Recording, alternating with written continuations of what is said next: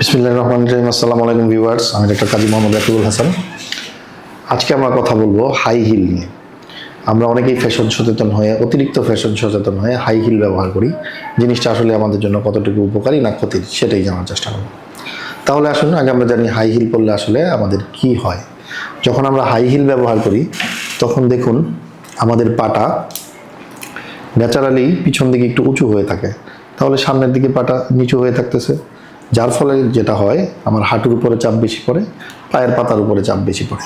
তাহলে এতে কি সমস্যা হয়? এতে যেই সমস্যাটা হয়, আমাদের হাঁটুর উপর চাপ বেশি পড়ার কারণে হাঁটুর হাড় ক্ষয় হয়ে যাচ্ছে, দীর্ঘস্থায়ী হাঁটুর ব্যথা হতে পারে এবং দীর্ঘদিন থাকলে অস্টিওআর্থ্রাইটিস ডেভেলপ করতে পারে। তাহলে কারা এই ঝুঁকিতে বেশি থাকে? যারা নিয়মিত হাই হিল ব্যবহার করতেছেন, যাদের ওজন বেশি, যাদের আগে থেকেই হাঁটুর ব্যথা আছে, এবং মহিলারা বিশেষ করে যাদের বয়স 30-এর ঊর্ধ্বে, তারা একটু বেশি ঝুঁকিতে থাকেন। গবেষণায় দেখা গেছে যদি হাই হিল 2 ইঞ্চির বেশি উঁচু হয়ে যায় তাহলে সেটা হাঁটুর উপর প্রচণ্ড চাপ পড়ে, স্বাভাবিকের চেয়ে প্রায় দ্বিগুণ। তাহলে আমাদের মনে রাখতে হবে 2 ইঞ্চির বেশি হাই হিল জুতো পরা ঠিক হবে না।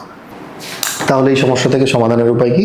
এই সমস্যা থেকে সমাধানের উপায় প্রথমত হলো অতিরিক্ত হাই হিল জুতো ব্যবহার না করা, 2 ইঞ্চির বেশি হাই হিল জুতো ব্যবহার না করা, মাঝে মাঝে ফ্ল্যাট জুতা পরা এবং নি স্ট্রেন্থেনিং এক্সারসাইজ, মাংসপেশির শক্তি বাড়ানোর ব্যায়ামগুলো করা, ওজন কমিয়ে রাখা। তাহলে আশা করা যায় আপনি এই ক্ষতি থেকে এড়িয়ে চলতে পারবেন। তাহলে অবশ্যই মনে রাখবেন 2 ইঞ্চির বেশি হাই হিল জুতো আমরা পরবো না।